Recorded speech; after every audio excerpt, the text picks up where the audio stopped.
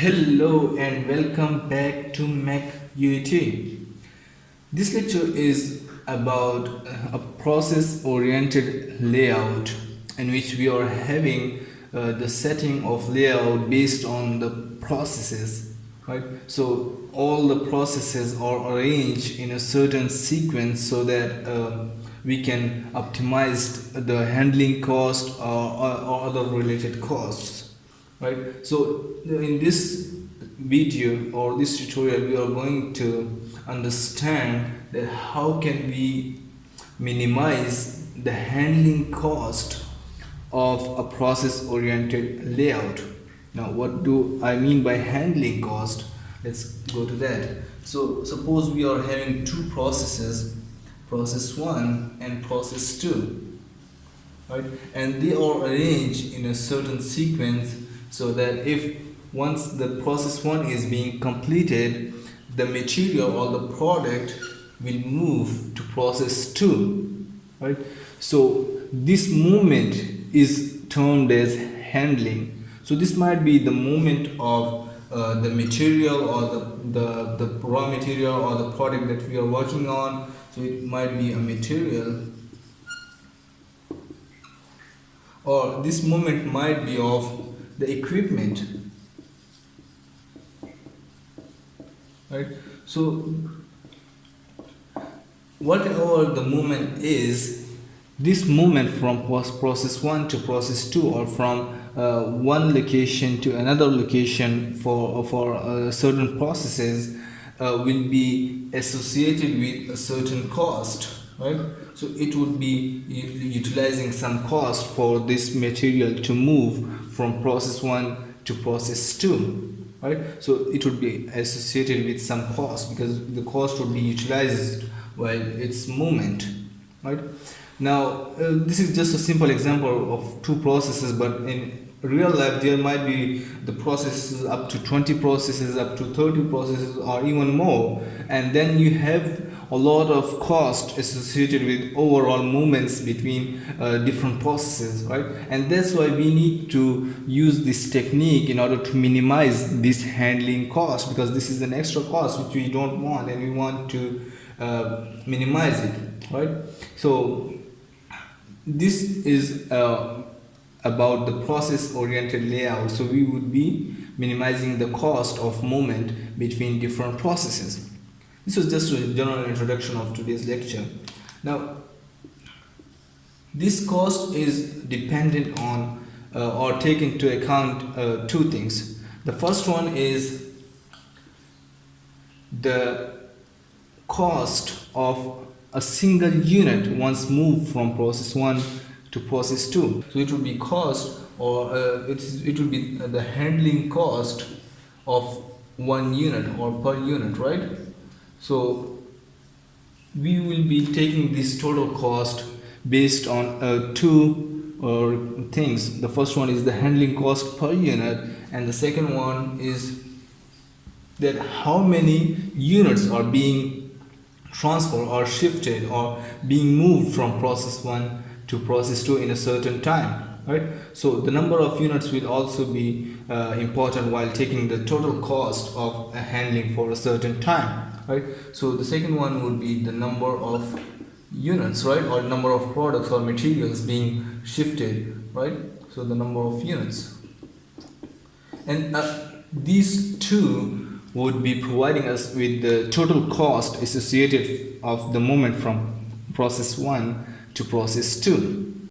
So now in short, the total cost associated with the movement in a certain time, maybe in week, in month, or whatever it is. So the total cost associated from process 1 to process 2 movement of material would be equal to or we just call it as the handling cost or minimized cost or whatever we call it, but generally it is called minimized cost because we try to minimize this cost. So this handling cost between process 1 to process 2 would be equal to the handling cost per unit multiplied by the number of units that we are trying to move from one process to another process in a certain time. So multiplied by the number of units. and this will be providing us with the total cost, total handling cost for a certain time, right? So if you are trying to move or shift about 50 units from process 1 to process 2 in 1 week, right? And if the cost of the movement of one material or one product is $1, right? So if the cost of movement of 1 unit from process 1 to process 2 is $1, right? And we are trying to move 50 units in a week or in a month or whatever whatever time we are taking in consideration, then we will be having the total handling cost of $50, right? And that's how we would be finding out the handling costs between any two processes, right? So this was just a simple introduction of overall what we are doing. Now let's move to our actual problem where we are dealing with 6 processes. So we are having 6 different processes, and we want to analyze it and find out the layout that would be having minimum cost, right? So actually that would not be having minimum cost, but we would be trying to understand the procedure that how can we move to our minimum cost, or how can we minimize the cost by changing the position of these processes, right? So the problem is that we are having a certain number of units table. So first we will try to understand this table, that what does it mean and how does this table is formed, and then we would move to our actual layout and also try to understand the conditions that are given in this problem. So first of all, we are having 6 processes, so we would be trying to draw a row and a column of these processes. Why do we draw this row and column for each process? You will just know in a second. Now it is the table that tells us that which processes are connected. By that I mean that how many number of units are being transferred from process 1 to process 2, or how many units are being shifted from process 1 to process 4, process 1 to process 6, right? So this is the table of number of units or number of products. Sometimes they are called as a number of loads or loads table, right? So it tells us that how many loads or units are shifted from one process to another process. So there are 6 processes, so they might be have a lot of connections between them, and a lot of units would be shifting from one to another and back flow and all of these.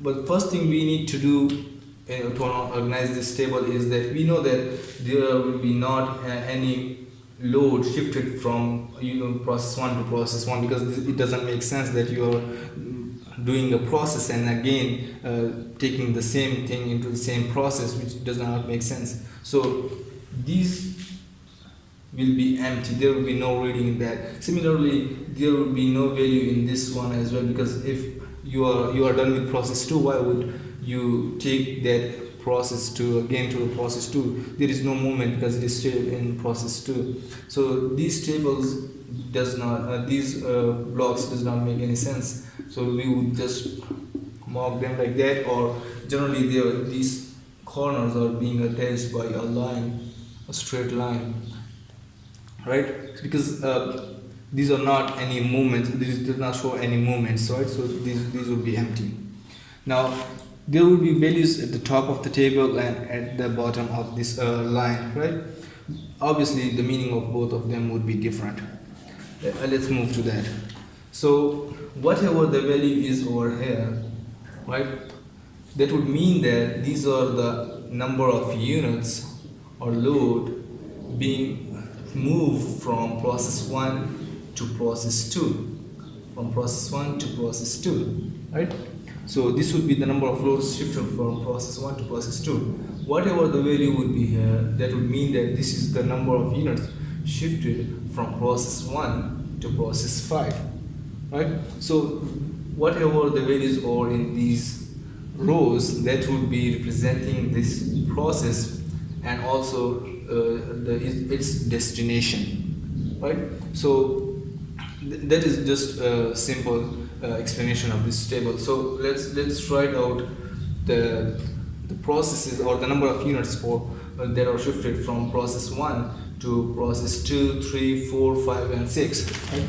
So for this problem we are having 50 units that are being transferred or shifted from process 1 to process 2, and then we are having 100 units that are moved from process 1 to process 3.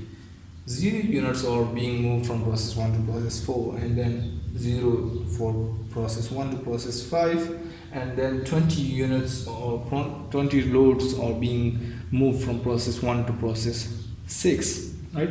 And then doing the same for all of these processes.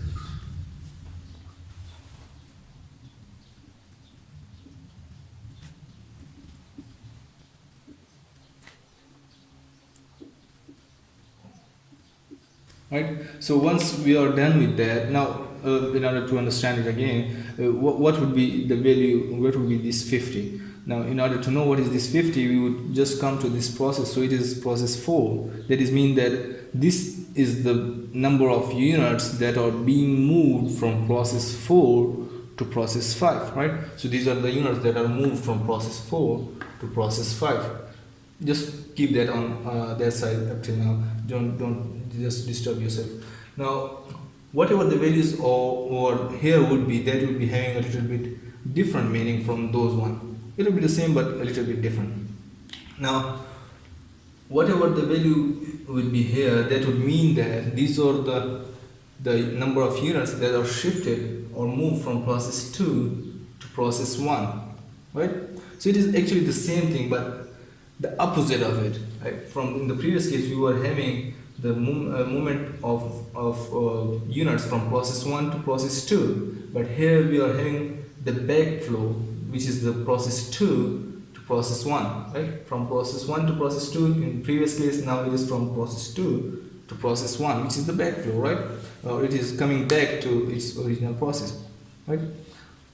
Now, it happens most of the time that sometimes we just send it to another process, but it is not up to the mark, and we send it back to initial process, or after machining we send it to finishing, but after finishing we also need some machining, so it is sent back to the machining process. So this is just a simple example, but that is what it means. The values means below this line, that it should be the backflow, or it would be coming back to its initial ones, right?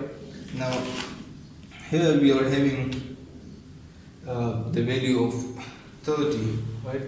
Now that would mean that we are having 30 units are being shifted from process 2 to process 1, right? In previous we were having that 50 units are moved from process 1 to process 2, and 30 units are moved from process 2 to process 1, right? Let's write all the values for these ones.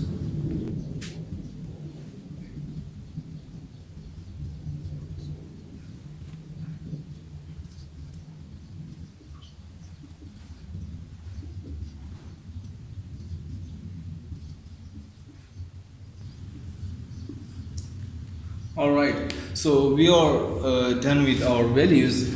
So now, as for now, we understand what does this table mean and how to read it, and what does the values means, and how can you understand the values, that what is the value. Like for example, this 120, so it is the number of units that are being moved from process 5 to process 3, right? So these are the values that are moved from process 5 to process 3. Right.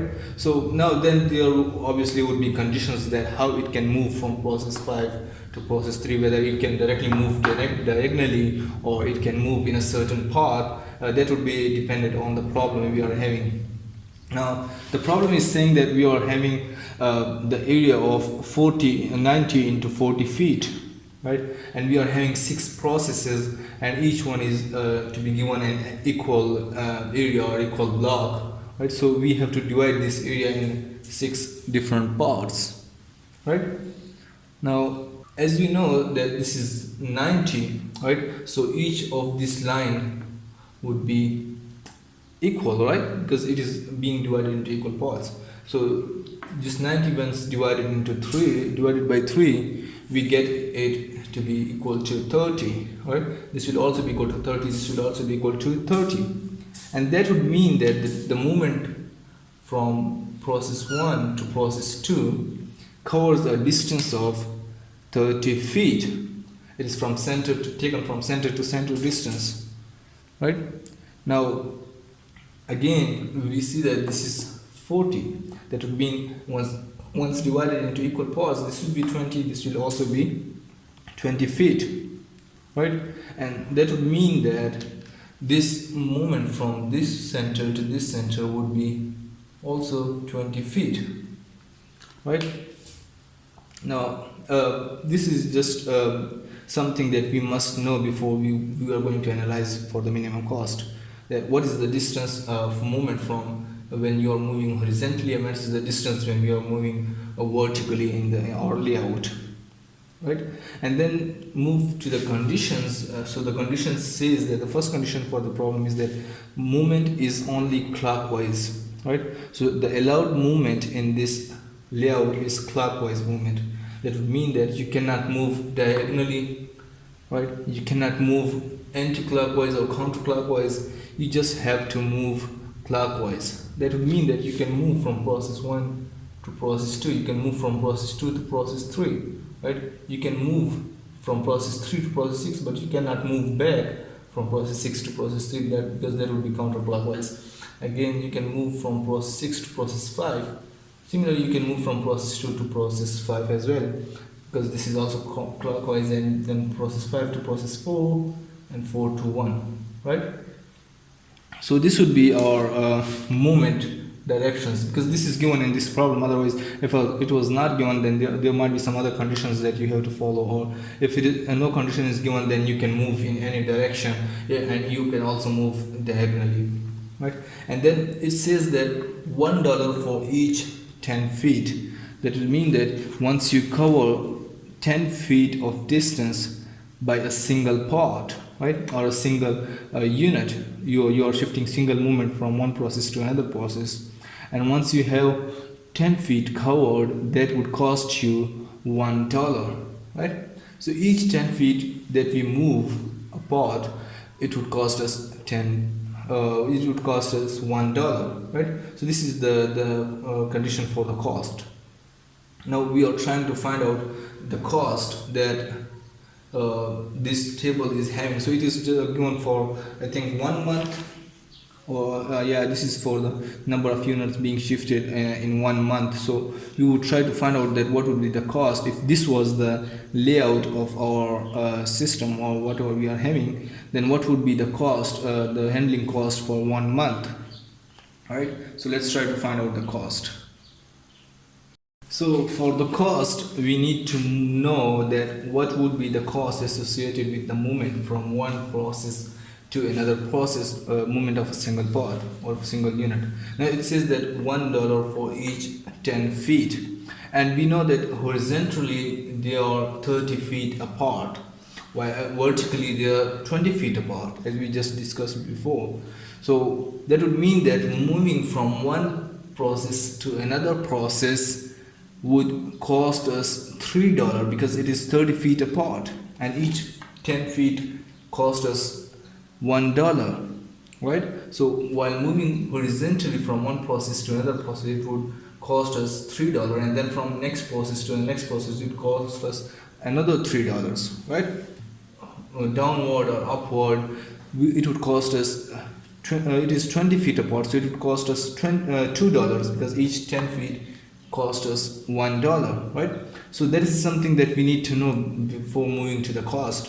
And once we move to the cost, we already know that the cost associated with the motion between any two processes would be equal to the cost of 1 unit movement multiplied by the number of units, right? As we just discussed before, that it would be the cost associated between two processes would be equal to the cost of movement of 1 unit from one process to another process, or it would just be called that handling cost per unit multiplied by the number of units, right? And in this case, it is also the handling cost per unit is given that it is $1 each 10 feet, right? So from moving from process 1 to process 2, it would cost us $3 per unit because it is 30 feet apart, and $3 per unit, that would mean we are having 50 units that are being moved from process 1 to process 2, right? So the overall total cost of movement from process 1 to process 2 would be 3 multiplied by the number of units, which would be 3 is handling cost per unit, and we are having 50 number of units, then we would be having 3 multiplied by 50 as our total cost of movement from process 1 to process 2. And the same technique we would be applying for all other movements. Now for the first case, which is the most general case, if this is our layout 1 2 3 4 5 6, then what would be the cost? And let's call that as the initial cost. So what would be this initial cost once we are having this such type of layout and these number of units are being moved in 1 month? So what would be the total handling cost, material handling cost in 1 month, right? So that would be we would start from the first one, and it says that from process 1 to process 2 there are 50 units being moved, right? Process 1 to process 2, it would cost us $3 per unit multiplied by the number of units. So 3 multiplied by 50, right? So this is from process 1 to process 2 plus. Now from process 1 to process 3 there are 100 units being moved. So process 1 to process 3 there are 100 units being moved, right? So process 1 to process 3 would cost us $6 per unit because this is $3 plus $3, $6 per unit, and we are having 100 units, so it would be costing us 6 multiplied by 100, which would be the total cost of movement from process 1 to process 3. And then process 1 to process 6, there are 20 units being moved from process 1 to process 6. And we already know that we have to follow this part because it is in the condition that you have to move clockwise. Then we are having this $3 plus $3, $6, and we know that this is 20 feet apart, so it will be having $2. So 3 plus 3 plus 2, it would be giving us costing us $8 per unit, right? So it would be costing us $8 per unit and multiplied by the number of units, which is 20, right? And then we have to use the same procedure for the process 2, right? So from process 2 to process 1, which is right here beside them, but as the condition says we cannot get there directly, we have to move clockwise in the shortest path. If we move from there, it would be the longest path, so we have to design a system that would be movement from here, right, to process 1. This is $2 plus $3, $5 plus $2, which would be $7, right? So this would be $7 per unit and multiplied by the number of units from process 2 to process 1, which is 30. And we will be using the same procedure for all of these processes. I will just do it quickly.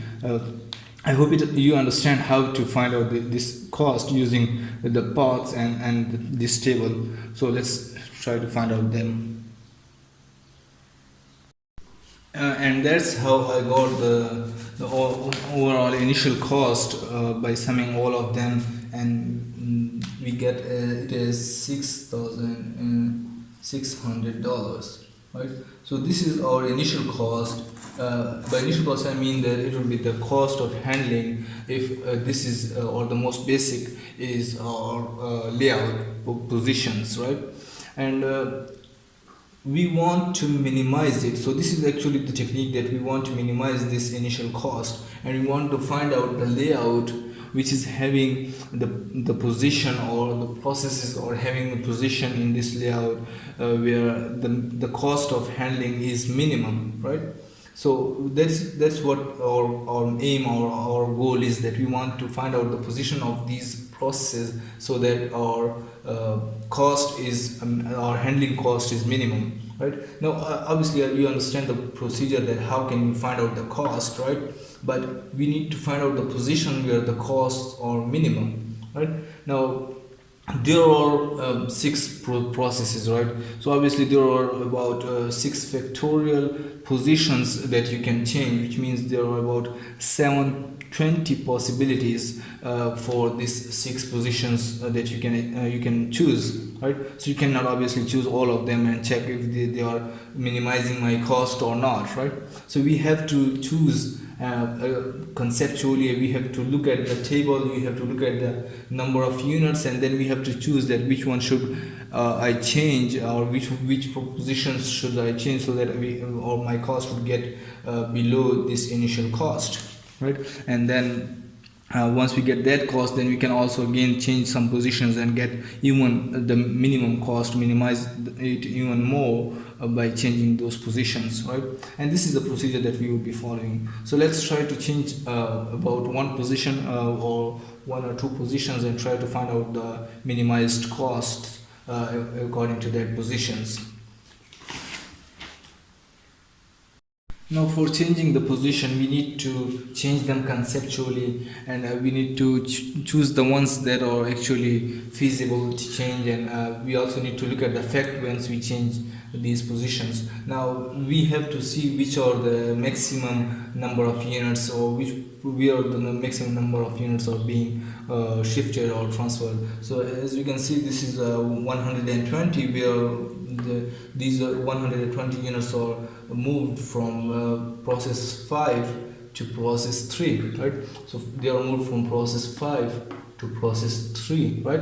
And as you can see, this is a long path because it takes per unit takes about 3 plus 2 plus 3 plus 3. It is about, I think, $11. It takes $11 per unit from to be shifted from process 5 to process 3, which is quite high cost, because if you take $3 per unit and we are having if you take $11 per unit and we are having 120 units, then it costs us a lot for this moment. Now for that we need to make it sensible that we need to reduce this path, and that we can do that if we shift these three or these two. If we change the position of these two, then we would see that if 5 would be here and 3 would be here, and let's do that and we would understand why we did that. So let's get this as 3, and this would be our process 5, right? So once we do that, then you see that now we are trying to move 120 parts or material from process 5 to process 3, and the part is just $2 plus $3. So per unit it has been costing us about just $5, and in the previous case we were paying about $11 for this moment, right? So that's how we have to think. And then it is not even compulsory that it would be reducing the cost, because initial cost was $660, right? $6,600, but it is not even still compulsory that it would be reducing our cost, because there might be other things that would be increasing our cost, right? So we need to check whether the cost is being reduced or not. So for that, let's get to the minimized cost. Now for the minimized cost, we would again start with the process 1, and the first would be the movement from process 1 to process 2, which is 50 units, and the cost for per unit would be $3. So it would be 3 into 50 plus, and then process 1 to process 3 with the 100 units, process 1 to process 3, which would be $3 plus $2, $5, and multiplied by the number of units, right? So it is cost per unit multiplied by number of units, plus process 1 to process 6, which is 20 units, and process 1 to process 6 would be $3 plus $3, $6 plus $2, $8 per unit, multiplied by the number of units, 20, plus process 2 to process 1. Process 2 to process 1, we cannot go back directly, we have to take the clockwise route, right, as per the condition says. So it would be $2 plus $3, $5 plus $2, $7 per unit, and multiplied by the number of units, which is 30, right? And then we have to do all the way in the same manner. Now I hope you understand how to find out the minimized cost, and the procedure is the same. I just do that quickly. Now, after getting the overall minimized cost of the change in position of the process 3 and process 5, we got the minimized cost is 6020. This is the new handling cost that we need to have for this layout positions. Now, initially we were paying $6,600 for the movement between these 6 processes. Now we are paying $6,020, which is obviously the reduction of about 580, I think, dollars, which is quite a huge amount. When we are dealing with more than 6 or more than 10 processes or more than 15 processes, then the cost is also increasing. Now we can reduce it further by changing the positions of some other processes as well, but the procedure would remain the same. I was just about to teach you the procedure that how can you go and minimize the cost. So this would be our minimized cost once we change the position of process 3 and process 5. And so I hope it is clear. If you still have any issues, please do comment. I will be more than glad to answer. Wish you best of luck. Goodbye. If you liked my video, please hit that thumbs up. If you haven't subscribed yet, please do subscribe. Would really appreciate the support. Wishing you the best of luck.